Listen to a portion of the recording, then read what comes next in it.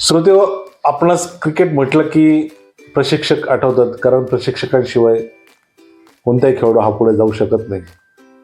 आणि प्रशिक्षक म्हटले की ते गुरु असतात, त्यांच्याशिवाय आपल्याला क्रिकेट खेळणं किंवा क्रिकेट शिकणं अवघड असतं.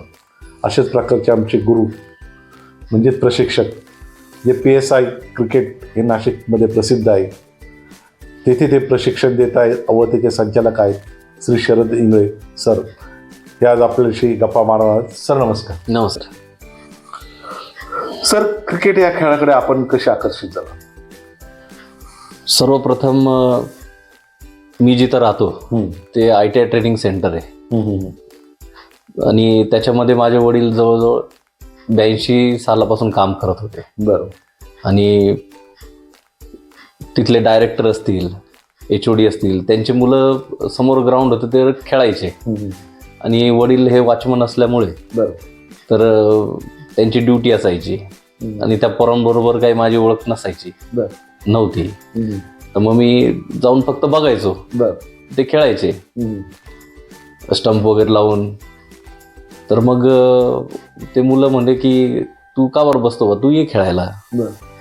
तर मग मला फिल्डिंगला उभे करायचे. मग फिल्डिंगला उभं केल्यावर मग मी बॉल आणायचं काम मी करायचो. मग हळूहळू मग त्यांची बॉलिंग कशी टाकतात, बॅटिंगला कसं उभं राहतात, तर हे बघायला लागलो. मग ते स्वतः मला बॉलिंग टाकायला लागायला, म्हणजे टाक बॉ बॉलिंग. मग तेव्हा फेकी टाकायचो. प्रॉपर काही शिकवायला कोणी नव्हतं. मग रनअप घेणं ते त्यांच्याकडूनच शिकलो. मग हात फेकी बॉलिंग करताना मग ते सांगायचे की फेकू नको, हात सरळ येऊ दे. मग थोड्या दिवसांनी बॅटिंग द्यायला लागले. मग या प्रमाणात मला आवड निर्माण झाली क्रिकेट. सर, ज्यावेळेस आपण तो काळ जो म्हटला तो काळ हा टीव्हीचा होता. टीव्हीकडे बघून आपण तयार झालात का काही? टीव्हीकडे बघून सर कसं आहे की तेव्हा टीव्ही नव्हता आपल्या घरात. बरोबर. आणि दुसऱ्यांच्या घरी टीव्ही बघायला जायचं तर मग आपली परिस्थिती पण तशी नव्हती की आपल्याला घरात बसवतील टीव्ही बघायला. ओळख पण नव्हती. आणि वडील नवीन असल्यामुळे तर आपल्याला घरात पण पाहिजे तशी एंट्री देत नव्हते. बरोबर. मग सर, आपण परिस्थिती आपली साधारण असतानाही आपल्या घरचे खेळाकडे जाऊ नको किंवा तो क्रिकेट खेळू नको असं कधी त्यांनी आपल्याला केलं का, अटकाव केला की नको जाऊ बाबा, आपला आपला अभ्यास कर, असं कधी झालं? नाही, असं कधी बोलले नाही. कारण की वडील वॉचमनचं काम करायचे आणि आई धुणं भांड्याच्या कामाला जायचे. आणि घरी मी आणि बहीणच राहायचो, आम्ही दोघंच राहायचो. तर त्यांनी असं कधीच बोलले नाही की, आतापर्यंत पण नाही बोलले की तू क्रिकेट हा का बरं खेळ, म्हणजे का बरं खेळला, अभ्यासाकडे लक्ष का नाही दिलं, ते अजूनपर्यंत नाही बोलले मला. सर, ज्यावेळेस आपण क्रिकेट पण खेळत होता, क्रिकेट खेळताना असं कधी झालं का की अभ्यासाकडे दुर्लक्ष झालं आणि मग घरच्यांचं राग आपल्याला ऐकावं लागलं? हां, अभ्यासाकडे दुर्लक्ष केव्हा झालं, जेव्हा मी 10वी पासआउट झालो. 11वीला पास झालो आणि 12वीला जेव्हा माझी परीक्षा होती तर तेव्हा अभ्यास वगैरे काही नव्हता केलेला. बरोबर. मी प्रत्येक ठिकाणी मॅचेसला जाणं, टेनिसला जास्त प्राधान्य दिलं मी सीझन बॉलपेक्षा. बरोबर. टेनिस टुर्नामेंट खूप खेळलो मी. आणि टेनिस टुर्नामेंटमुळेच माझं नाशिक जिल्ह्यामध्ये लेदर क्रिकेटपेक्षा टेनिस क्रिकेटमुळे जास्त नाव झालं. आणि सगळ्या मुलांशी मित्रमंडळी जे झाले ते टेनिस क्रिकेटमुळे माझे संपर्क चांगल्या मुलांशी झाले आणि मित्र तयार झाले. सर, तुम्ही टेनिस क्रिकेट म्हणता, असाच एक आपला नाशिकचा खेळाडू तो रणजीपर्यंत गेला आणि आता तो रणजीचं सिलेक्शन करणारे आपले पदाधिकारी ते म्हणजे सुरेश बुरकुल, ते सुद्धा टेनिस खेळूनच पुढे आले. मग तुम्हाला असं वाटलं का टेनिसमध्ये आणि लेदरमध्ये काही फरक वाटला का? टेनिसचा बॉल हातात घेतल्यानंतर, जो माझ्या हातात टेनिसचा बॉल होता आणि नंतर मी लेदरचा घेतला, याच्यात काही फरक वाटला, काही भीती वगैरे? नाही, पण टेनिसचा खेळ कसा आहे सर की तो लिमिटेड ओव्हरपर्यंत आहे. बरोबर. मोजक्या ओव्हर असतात, 5-6 ओव्हर असतात. आणि सीझन हा गेम 50 ओव्हर 20 ओव्हर असा बांधलेला आहे. तर मी जेव्हा खेळायचो तेव्हा 6 ओव्हर 8 ओव्हर एवढेच असायचे. मग त्याच्यामध्ये आपल्याला बॉलिंग करून समोरच्या बॅट्समनला लिमिटेड रन पण गेले पाहिजे. बरोबर. विकेट पण रन पण जास्त नाही झाले पाहिजे, विकेट पण काढले पाहिजे. आणि बॅटिंग करताना आम्ही कमी बॉलमध्ये जास्त रन पण केले पाहिजे. आणि आपण टार्गेट दिल्यानंतर ते टार्गेट त्या लिमिटेड ओव्हरमध्ये त्यांना रोखलं पण पाहिजे. बरोबर.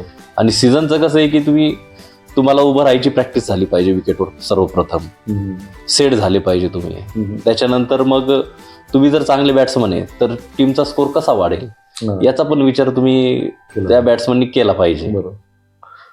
पण आपण टेनिस पासून लेदरकडे वळाला, तो कसा प्रवास सुरू झाला की टेनिस आता खेळतोय पण लेदरकडे वळताना असा कोणता प्रसंग आला की आपण लेदरकडे गेलो?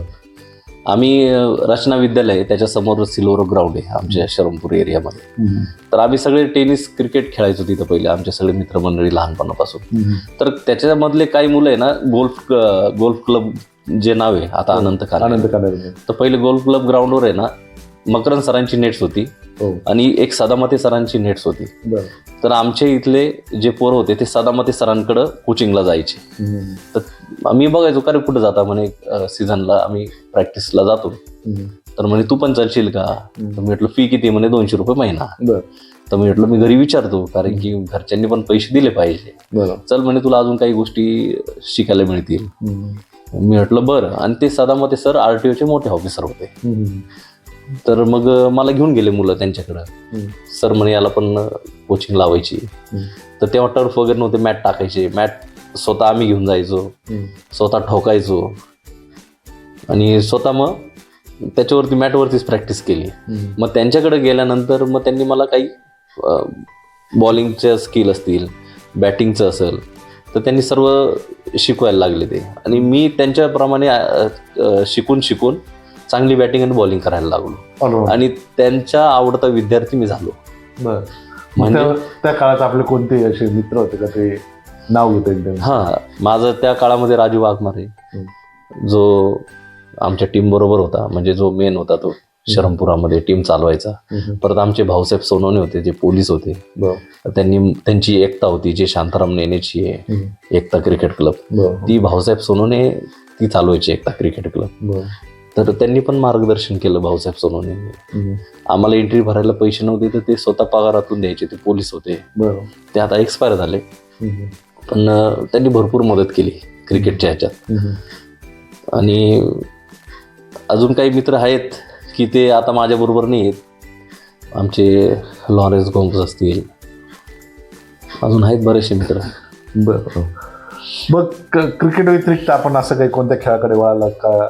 क्रिकेट पण खेळायचं आपण लहानपणी असं असतं की आपल्याला 1 नाही 2-3 खेळ खेळत असतो आपण, असं कधी झालं?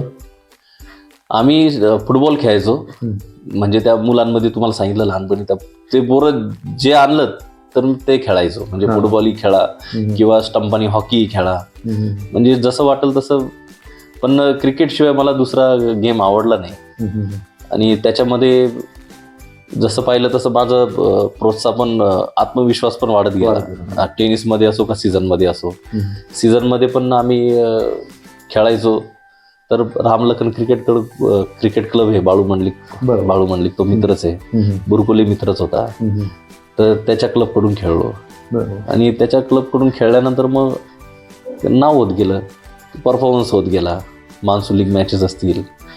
आपलं असं कोणत्या आठवणीतला खेळ आहे का तो आपल्याला सांगता येईल तर नमूद करता येईल का हा खेळ मला खरंच आणि याच्यामुळे माझं नाशिक जिल्ह्यात नाव झालं, शहरात नाव झालं, असं काही? NPL आहे, नाशिक प्रीमियर लीग आहे. परत ते लेदर. NPLची काय आठवण? NPLची 2011 या साली NPLची NDCनी म्हणजे लोकमत यांनी घोषणा केली की NPL घ्यायचं नाशिक सुरुवातीला 2011ला. तर तेव्हा पहिल्यांदा आमचं ऑप्शन झालं, निवड चाचणी झाली. मी सिंग वॉरियर्स टीममध्ये गेलो. सिंग वॉरियर्स ही गोल्डी सरांची टीम होती. तर मग त्या टीममध्ये मी बाळू मंडलिक आणि मी सोबतच होतो एकाच टीममध्ये. आणि बाळू मंडलिकचं एक तुम्हाला किस्सा सांगतो, म्हणजे आठवण की बाळू मंडलिकला 6 नंबरचं टी शर्ट आलं होतं आणि माझ्याकडं 3 नंबरचं टी शर्ट होतं. तर बाळू मंडलिक म्हटलं की मी 6 नंबरचं टी शर्ट घेत नाही. म्हटलं का बरं नाही घेत? तर म्हणे नाही मला 6 नंबर नको. अरे म्हटलं घे, तुला पहिल्याच मॅचला 6 विकेट पडतील. आणि त्यांनी पहिल्याच मॅचला 6 विकेट घेतल्या आणि त्याला त्या मॅचमध्ये पहिल्याच मॅचमध्ये मॅन ऑफ द मॅच मिळालं. आता सगळ्यांनाच मॅन ऑफ द मॅच मिळत होतं टुर्नामेंटमध्ये. तर मी म्हटलं मला मॅन ऑफ द मॅच कधी मिळेल. मी घरी येऊन पण म्हणायचो मला मॅन ऑफ द मॅच भेटायला पाहिजे, कारण की आपण प्रीमियर लीग खेळतोय तर आपला परफॉर्मन्स दिसला पाहिजे पुढच्या दृष्टीने, की परत जर प्रीमियर लीग आली तर आपलं सिलेक्शन झालं पाहिजे चांगला परफॉर्मन्स करून. तर मला क्वार्टर फायनलला मॅन ऑफ द मॅचचं प्राइज मिळालं. तर एक बॉलमध्ये 6 बॉल सारण लागत होते आणि बाळू मंडलिक आणि मी दोघं स्ट्राईकवर होतो. तर बाळू मंडलिक माझ्याकडे आला, म्हणलेला की 6 बॉल सारण करायचे, एक एक काढून घे. तर मी म्हटलं बरं. आणि समोर वैभव केंद्रे होता बॉलर, आणि मी काय त्याला ओळखत नव्हतो, म्हणजे अशी काय पर्सनल काही ओळख नव्हती, मी काय ओळखत नव्हतो. म्हटलं 6 बॉल सारण आपण प्रयत्न करू, म्हटलं पहिलाच बॉल मारायचा. स्टेप आउट झालो, मारून दिला. तर मला वाटलं कॅच गेला 6 गेला. जे आम्ही पळत सुटलो, सगळ्यांनी मग उचलून धरलं. गोल्डी सर आले, तेव्हा मॅन ऑफ द मॅच मिळाली आणि सरांनी मला वैयक्तिक 5,000 रुपये दिले. आणि लोकमतचे तर वेगळेच मॅन ऑफ द मॅचचे. आणि चांगली टुर्नामेंट झाली, आम्ही फर्स्ट प्राइज पण मारली. शेखर सरांच्या नेतृत्वाखाली आम्ही ती ट्रॉफी मारली. आणि शेखर सरांचं गायडन्स खूप चांगलं, या शेखर गवळी सरांचं. आणि सरांची खूप साथ होती मला. ते जाण्याचं दुःख आहे, पण तेवढाच अभिमान आहे, त्यांच्यामुळं कॉन्फिडन्स पण वाढला. कारण की त्यांचं वय जेव्हा ते होते तेव्हा 38 वर्षाचे होते, जेव्हा टीममध्ये खेळत होते कॅप्टन. बऱ्याचशा यांनी ऑब्जेक्शन पण घेतली की एवढा वयस्कर तुम्ही घेतलेला कसं काय कॅप्टन. तर ते स्वतः त्यांनी बॅटिंग केली, बॉलिंग केली, आणि आमची फिल्डिंग प्रॅक्टिस वगैरे सगळी NPLची तेच घ्यायची त्या टीमची.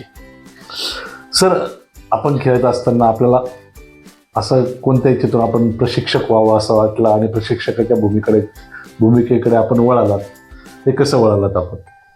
तर काय झालं सर, की मी मॅचेस खेळत गेलो, लग्न वगैरे झालं, कामधंदा नव्हता. तर घराच्या इथं छोटासा व्यवसाय चालू केला मी, फिश विकायचा. मग तिथं माशी विकायचो, स्वतः चिकन पण विकायचो. तर मग असंच माझी मिसेस आहे, तिच्या बहिणी होरायझनला आहेत स्पोर्ट्स टीचर म्हणून. मग त्यांचा कॉल आला मिसेसला की दाजी काम करतील का क्रिकेट कोचिंगचं. तर मग तीच म्हणे की मग बोलली की करतील. तर मग बोलणं चालू झालं आमचं की करा म्हणून 1 तासासाठी. तर मग मी म्हटलं आता परत क्रिकेटकडे वळावं लागेल. आणि मी ठीक आहे म्हटलं, इंटरव्ह्यूला घेतो मी होरायझनला. मग तिथं शाळेमध्ये गेल्यानंतर आम्ही इंटरव्ह्यू झाला. मग ते म्हणे ठीक आहे सर, सर्टिफिकेट वगैरे त्यांना दाखवले, NPLचे फोटो वगैरे दाखवले. मग त्यांनी ठीक आहे म्हणे सर तुम्ही येऊन जा.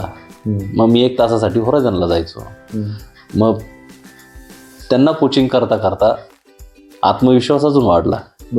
मग असंच बोलता बोलता बाळू मंडलिक बोलला की शरद, घोष सरांना पण एक क्रिकेट कोच पाहिजे. शेखर घोष सरांना महात्मा नगरला, तर तू सरांना पण भेट. तर मग मी सरांना पण भेटलो. मग सर म्हणे येशील का? मी म्हटलं हो सर. मग सर बोलले की 2-1 दिवसात मी तुला सांगतो कोणत्या बॅचला करायचं काय. मग सरांनी मला आफ्टरनूनची बॅच दिली. मी सकाळी होरायझनचं करायचो आणि संध्याकाळी शेखर सरांचं करायचो. मग तिथून पण 4 वर्ष मी घोष सरांकडे गेलो, आणि तिथं पण माझा आत्मविश्वास पण वाढला आणि काही गोष्टी शेखर घोष सरांकडून शिकायला मिळाल्या. आपण शेखर घोष सरांकडे होता, त्यानंतर आपली PSI म्हणजेच आपली जी अकॅडमी आपण सुरू केली, त्या अकॅडमीचा आपला प्रारंभ कधी झाला आणि कशी सुरुवात झाली, थोडक्यात सांगा आम्हाला. जेव्हा मी घोष सरांकडे होतो कोचिंगला, तर असा निर्णय घेतला की आपली स्वतःची अकॅडमी पाहिजे, कारण की शेवटी स्वतःचा बिझनेस. तर आपण घोसरांकडे जॉबला आहे, आज उद्या जर सपोज वाटतं, तर मग कॉलेज रोडला एक ग्राउंड आहे डॉन बॉस्कोच्या अंडर. त्या फादरांशी बोलून वगैरे ते बोलले की ठीक आहे तुम्ही रेंटलिंग घेऊ शकता म्हणे ग्राउंड. आणि तिथं 2016 साली चालू केलं मी PSI क्रिकेट क्लब. माझ्या मुलीचंच नाव आहे, प्राप्ती शरद इंगळे या नावाने कोचिंग चालू केली. मग त्याच्यानं चालू केल्यानंतर करोनाचा टाइम आला. करोनाचा टाइम आल्यानंतर विद्यार्थी नाही, कसं काय करायचं, कुठं जायचं नाही, सरांची कोचिंग बंद.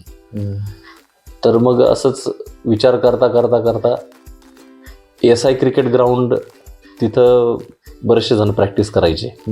तर मी पण विचार केला की बाबा साईड बाय साईड आपल्याला तेवढंच महिना येईल, 1,000-2,000 रुपये आपलं चालू होऊन जाईल, घरात बसून काही होणार नाही. तर मग मी SI ग्राउंडवर चालू केली. तर माझा सगळ्यांना कॉल केल्यानंतर एक विद्यार्थी कृपाल टांग नावाचा, कृपाल म्हणून, तो म्हणे सर मी येतो म्हणे तुमच्याकडे. तो त्या एक विद्यार्थ्यावर मी कोचिंग चालू केली SI ग्राउंडवर, आणि त्याच्याकडून 1,000 रुपये महिना घ्यायचो. त्याचं पाहता पाहता जवळजवळ माझ्याकडं त्या एरियातले जवळजवळ 20-25 मुलं यायला लागले. मग कोणाकडून 500 घ्यायचो, कोणाकडून 1,000 घ्यायचो. पण त्यांना माझी आवड एवढी लागली की ते नेहमी प्रॅक्टिसला यायचे. मग सकाळ संध्याकाळ 2 बॅच चालू केल्या. पहिले सकाळी घ्यायचो, मग त्याच्यानंतर 4ला पण घ्यायचो. आपण गरिबीतून वर आला, परिस्थिती आपल्याला बरंच शिकवत असते. ज्यावेळेस आपण कोचिंग सुरू केलं त्यावेळेस आपण असे गरीब विद्यार्थ्यांना किंवा गरीब जे खेळाडू आहे, जे तयार होणार आहे, त्यांना काही आपण कधी सूट दिली किंवा आपल्याला वाटलं का नाही आपण यांना काहीतरी करावं, असं एखादा प्रसंग घडला? केलं सर. कारण की काही मुलं येतात ना, त्यांचे आईवडील जेव्हा येतात आपल्याकडं, तर ते म्हणतात की सर आमची परिस्थिती नाही आहे, फीमध्ये कन्सेशन द्या. तर त्यांची परिस्थिती पाहता आपण सपोज आता फीमध्ये 500 रुपये द्या तुम्ही महिन्याला, किंवा 1,000 द्या, काहीतरी द्या. काहीतरी द्या. कारण की तुम्ही जर फुकट जर शिकवलं, म्हणजे जर फ्री जर शिकवलं, तर त्याची किंमत राहत नाही. त्या मुलाला त्याची किंमत काही वर्षांनी राहत नाही. बरोबर. तो म्हणतात की सर आम्हाला फुकटच शिकवतात, आणि पुढे सिलेक्शन वगैरे झालं तर ते म्हणतात की आमच्या मेहनतीने झालं. आपलं कुठेतरी कमीपणा घेतात. पण तुम्ही जर 2 पैसे त्यांना सूट देताय तर त्यांना जाणीव राहते की सरांनी आम्हाला कन्सेशन दिलं. आणि त्याला प्रत्येक याच्यात मॅचेसमध्ये पण काही असेल तर त्याची फी मी भरण, की तू चांगला खेळतो, त्याला प्रोत्साहन देणं, ह्या गोष्टी पण केलेल्या आहेत. आपल्या अकॅडमीतले असे काही खेळाडूंचे नाव घेता येईल का त्यांनी खरंच अकॅडमीचं नाव उंचवलंय आणि ते भविष्यातले पण स्टार होऊ शकतात? माझ्याकडे विद्यार्थी होता हर्षवर्धन दळवी. तो आता पुण्याला शिक्षण घेतोय. त्याच्या घरच्यांनी त्याला सपोर्ट केला नाही तर तो मुलगा आज महाराष्ट्र रणजी खेळला असता. फास्टर बॉलर होता, ऑलराऊंडर होता. असा तो महाराष्ट्र खेळला असता, किंवा पुढे अजून नॅशनलला गेला असता. घरच्यांनी त्याला सपोर्ट केला नाही. तर माझ्याकडे विद्यार्थी आता अजय विश्वकर्मा आहे. तो आता SPL पण खेळला, NPL ला पण खेळतोय. त्याचं आज ऑप्शन होतं. SPL ला चांगला परफॉर्मन्स केला. तो ॲज अ बॅट्समन आहे, पण तो बॉलिंगमध्ये विकेट घेतोय. तर ॲज अ बॉलर म्हणून त्याचं सिलेक्शन होतंय. यश फरताळे आहे, तो पण मेहनती मुलगा आहे, तोही पुढे जाईल. स्वतः माझी मुलगी पण आहे, ती पण प्रॅक्टिस वगैरे चांगली करते, मेहनत करते. मुलींच्या क्रिकेटबद्दल काय सांगा, का तुमच्या मुलीपासूनच सांगा ते आता कुठे खेळते, कोणत्या लेवलला खेळते? ती आता डिस्ट्रिक्ट लेवलला खेळते, नंदुरबारच्या टीममध्ये खेळते. पहिले नाशिककडून खेळायची, आणि नाशिकमधून खेळता खेळतात की माझा विचार आला की नाशिकमध्ये कॉम्पिटिशन जास्त आहे. तर मग मी विचार केला की बाहेरच्या डिस्ट्रिक्ट करून खेळू. तर मग सरांशी, युवराज सरांशी बोलून मग तिला नंदुरबारकडून खेळवलं. मग तिथं परफॉर्मन्स वगैरे करते. ओपनच्या याच्यामध्ये टीममध्ये पण खेळते, अंडर-19च्या टीममध्ये पण खेळते. काय बॅट्समन, बॉलर, ऑलराऊंडर आहे. आता आपल्याकडे किती मुली? आता माझ्याकडं माझी मुलगी धरून जवळजवळ 4 मुली आहेत. खेडगावच्या 3 मुली, आत्ताच महिना झाला. एवढ्या लांबून मुली येतात? एवढ्या लांबून मुली येतात. 2 शनिवार रविवार ते व्हॅनमध्ये येतात. बरोबर. आणि 5 दिवसातच त्यांना बॉलिंग आणि बॅटिंग यायला लागली. बरोबर. म्हणजे मला अभिमान आहे की मी स्वतःच्या मुलीला तयार केलं. ती जेव्हा कॅचेस वगैरे पकडायची तर तिचे हात दुखायचे, रडायची, ती हात काळे निळे व्हायचे. त्याच्यातून ती वर आली. ती बॅटिंगला तिला सांगावं लागत नाही, बॉलिंगला सांगावं लागत नाही, ना फिल्डिंगला सांगावं लागत नाही. प्रत्येक याच्यात चंट आहे ती. सर, आपल्याला अखेरचा प्रश्न, आपल्या अकॅडमी विषयी किंवा क्रिकेट विषयी आपलं काय भविष्य, आपलं स्वप्न आहे की आपण हे मनात ठेवलेलं आहे आणि ते तुम्हाला सार्थक करायचं? माझं एवढंच ध्येय आहे सर, की जे चांगले विद्यार्थी आपल्याकडे येतात विश्वासाने, तर त्यांना पुढे नेण्याची जबाबदारी आपली आहे. बरोबर. तर त्यांना योग्य मार्गदर्शन करणं आणि पुढे नेण्यासाठी प्रयत्न करणं. आणि मग त्यांच्यासाठी भांडावं जरी लागलं तरी मी प्रयत्न करत असतो की या मुलासाठी, आणि यांनी परफॉर्मन्स केलेलं आहे परफॉर्मन्सच्या बेसवर, फक्त ओळखीच्या बेसवर नाही पण परफॉर्मन्सच्या बेसवर माझं नेहमीच राहतं की या मुलाला का बरं डावललं तुम्ही, आणि या मुलाला डावललं म्हणजे जर मी नाही काही बोललो तर उद्या काय वाटेल त्याला की सर क्रिकेटवरचा विश्वास पण कमी होतो. हा सर माझ्यासाठी काही करत नाही, सरांकडेच मी प्रॅक्टिस करतो, सर माझ्यासाठी का नाही बोलत, तर हे मी होऊ देत नाही. मुलं ज्या विश्वासाने माझ्याकडे येतात कोचिंगला, त्या विश्वासानेच मी त्यांना पुढे जाण्यासाठी मदत करत असतो, मग ती कुठली पण असो. सर, आपण म्हटलं की आपल्याकडे महिला क्रिकेटपटू पण आहेत, पण त्यातल्या काही महिला क्रिकेटपटूंमधला असं कोणती खेळाडू आहे का ती पुढे गेली, तिचं नाव घेता येईल ना. आता माझे मुलं हे कृषीनगर जॉगिंग ट्रॅकच्या इथं एक इंडोर आहे, तिथं प्रॅक्टिसला जायचे. तर तिथं अपूर्वा रोकडे नावाची मुलगी प्रॅक्टिस करायची. तिचे वडील प्रॅक्टिस घ्यायचे स्वतः. तिच्या वडिलांना खूप आवड तिची प्रॅक्टिस घ्यायची. तर मग असेच मुलांनी मला सांगितलं, सर आम्ही इथं प्रॅक्टिसला जातो कृषीनगरच्या इंडोरला, तर तिथं एक अपूर्वा नावाची मुलगी प्रॅक्टिस करते, तर आम्ही तुमचं नाव सांगितलंय तर ती येणार आहे. तर मग ती जॉईन झाली, माझ्या आली, भेटली. तर म्हटलं बॅटिंग कर. मग ती बॅटिंग केली तर खूप चांगली बॅटिंग केली तिने. मग ती कंटिन्यू यायला लागली माझ्याकडे. तिचे वडील आवर्जून तिला सकाळी घेऊन यायचे. तिचे वडील स्वतः खुर्ची टाकून बसायचे, माझ्याशी गप्पा मारायचे आणि ती मुलांची बॉलिंग खेळायची. कारण की माझ्या मुली व्यतिरिक्त ती एकमेव विद्यार्थी, म्हणजे 2च विद्यार्थी, आणि चांगली बॅटिंग करायला लागली.